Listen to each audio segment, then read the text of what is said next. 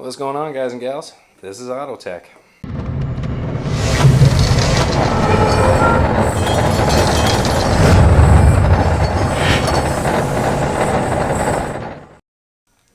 So what's in the box, bitch? Well, as you can see by the picture, looks like a rear stand.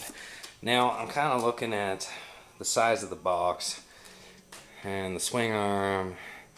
I have a feeling some assembly may be required, so let's cut that bitch open and check it out. Definitely a little assembly required. Doesn't look like it'll be too hard to put together though. I'm sure we can figure it out together. Alright, that's not looking too bad at all. You got your 4 6mm Allen heads with washers, and you got two 12mm bolts. So I'm going to assume that the 12mm bolts are to secure the arms, and then the fact that there's 4 of the other ones is probably to attach the legs onto this. So slide the arm in, line up the hole, little dab of blue, thread that in there. And then before you go ahead and tighten that down, make sure you get this other side started, because you'll have to wiggle it around a little bit. Now, they didn't give a torque spec for this, so good and snug seems about right. I mean, you are going to be Loctiting it, so it's not like it's going to vibrate loose on you. So, same deal for the other side. Get that slit on, line up the hole, and thread the bolt in. And remember, before you get too premature and cinch that one down, make sure you start the other side. Alright, now we're going to go nice and snug. That's the technical term of today on both of these. So these do have a right and left side. You can just tell by the way that it's shaped that you'd want that catching it on that side. Just like that, so that it aims the bike towards you.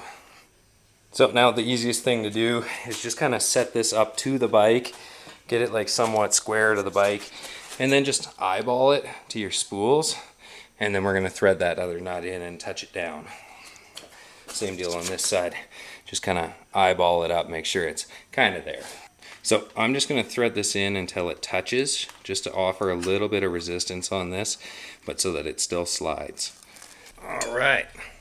Now let's see if I can do this one-handed. That one's hooked. That one's kind of hooked. Okay, so this is looking like it's favoring the right side a little bit. So that's why we leave those bolts loose, so that we can, you know, shift it around as needed. That's looking pretty good. So let's hope I don't drop the bike here. And here we go. Oh, there we go. Nothing to her. Right on. So now I can put this up, and there we go.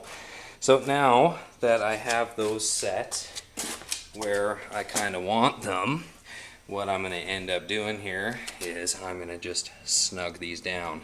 No blue Loctite, not a whole lot of torque. You just don't want this to move in between uses, but you don't want to start cranking this down, because if your buddy needs to borrow it or you get another bike, you don't want to strip these threads out. So we're just going to take our 12mm, give that just right there,